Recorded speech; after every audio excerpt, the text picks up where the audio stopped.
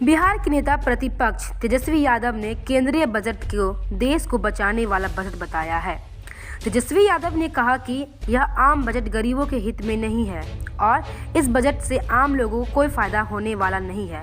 उन्होंने कहा केंद्र सरकार के तमाम वादे और बातें झूठ का पुलिंदा होती है, ऐसे में उनके किसी भी बात पर विश्वास करना सही नहीं है। उन्होंने कहा कि इस बजट से देश के परिसंपत्तियों को बचने का काम किया गया है।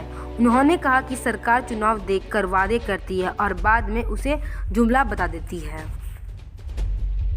Powered by Mamdi Kitchen, India's biggest multi-premium brand of food delivery.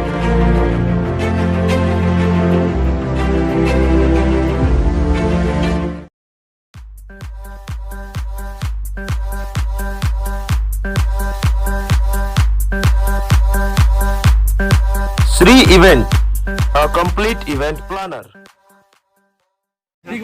आज देश के संसद में बजट पेश किया गया और मेरा साफ मानना है और हमारे पार्टी का स्पष्ट मानना है कि ये बजट नहीं था बल्कि देश का सेल था। देश निर्माण के लिए कोई बजट नहीं बल्कि ये देश बेचने का बजट था।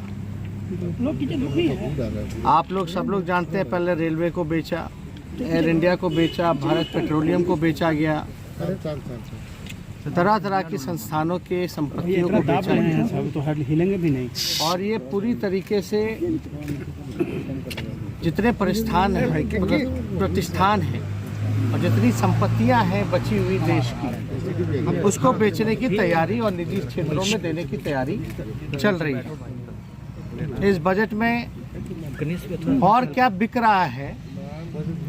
गैस पाइपलाइन है, स्टेडियम है, सड़क मार्ग हैं, वेयर हाउसेज हैं, जो देश की संपत्तियां रहीं उसको और बेचने की पुरजोर तरीके से तैयारी की जा रही है।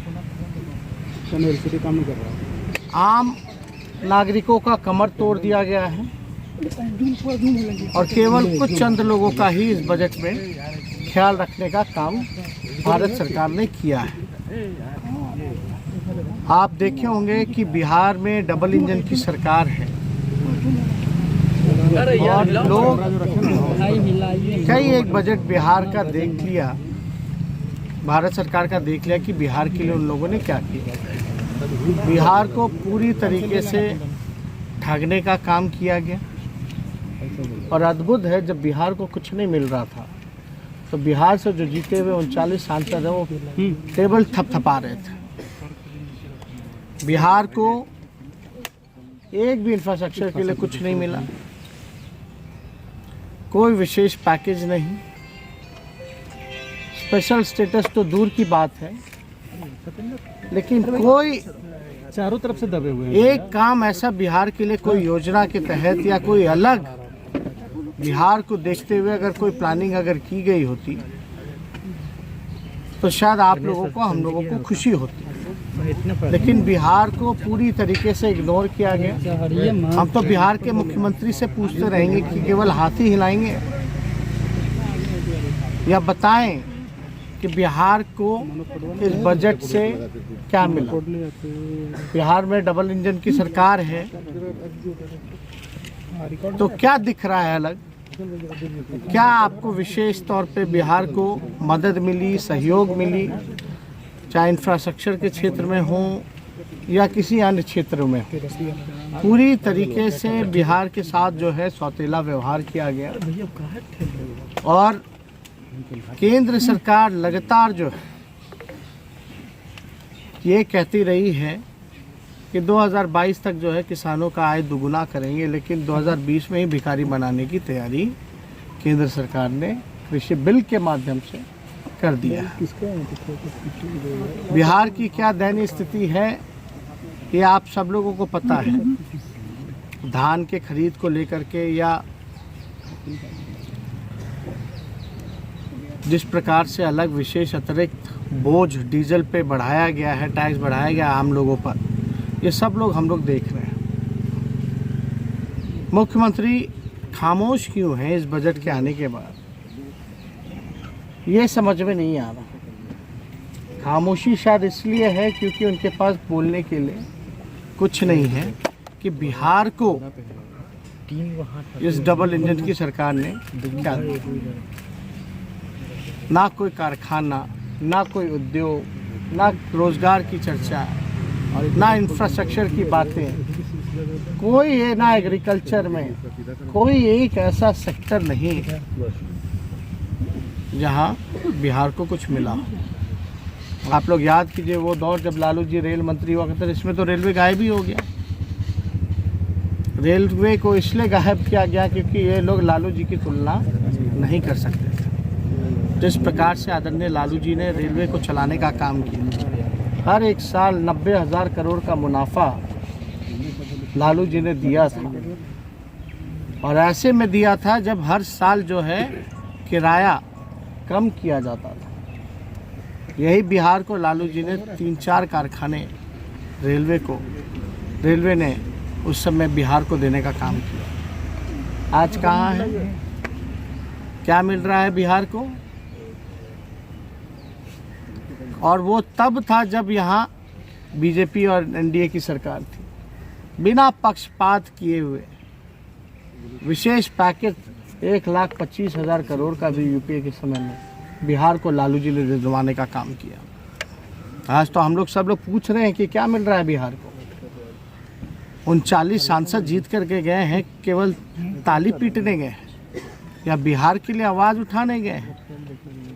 आज दुर्भाग्य है जो लोग भी जीत करके थाली टेबल पटपटकाने का काम कर रहे हैं, लेकिन बुरी तरीके से देश की जनता निराश है, आम नागरिक निराश हैं, परेशान हैं, और पूरी तरीके से उन पे जो है अतिरिक्त बोझ डालने की तैयारी केंद्र सरकार ने की है।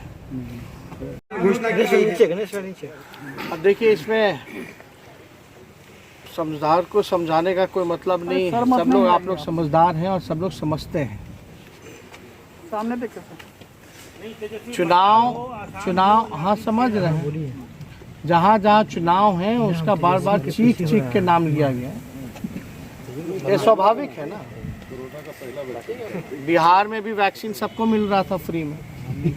19 लाख रोजगार जो है सभी लोगों को बिहार में मिल रहा था। अब तो इसकी चर्चा नहीं कीजिए, क्योंकि उनके अनुसार तो वो चुनाव में जुमला होता है। तो जहाँ जहाँ चुनाव है वहाँ केवल घोषणाएं की गई है, काम नहीं करना है। अपना काम बनता, भाड़ में जाए जनता, यही बीजेपी और एनडीए सरकार का काम है। यहाँ भी लोगों को ठगा गया। क्या क्या नहीं कहा गया था कि क्या नहीं करेंगे, डबल इंजन की सरकार है, बिहार को विशेष राज्य का दर्जा, लेकिन पटना यूनिवर्सिटी को भी सेंट्रल यूनिवर्सिटी का दर्जा नहीं दे पाए। तो आप अंदाज़ा लगा सकते हैं, एक नई यूनिवर्सिटी का भी निर्माण बिहार में इस बजट में नहीं है। ना कोई अच्छे अस्पताल, ना कॉलेजेस, ना कोई अलग इंफ्रास्ट्रक्चर की सुविधाएं, कुछ भी अलग बिहार में नहीं है। बिहार की लेके अब तो देश को ही बेचने की तैयारी है।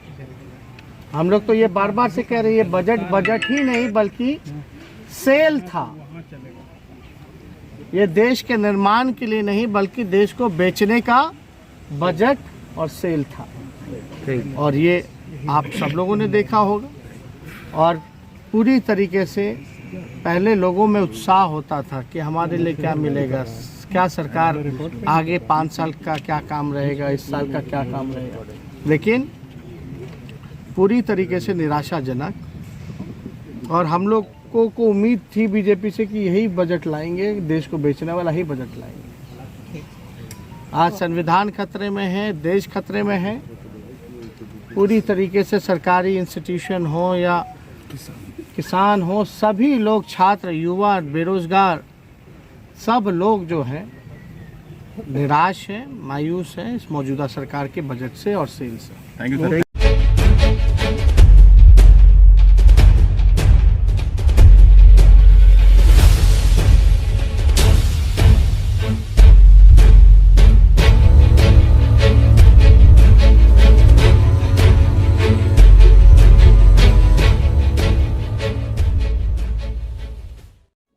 ऐसे ही खबरों के लिए करें से 24 लाइव को सब्सक्राइब, साथ ही साथ दिए गए बेल आइकन को भी दबाएं।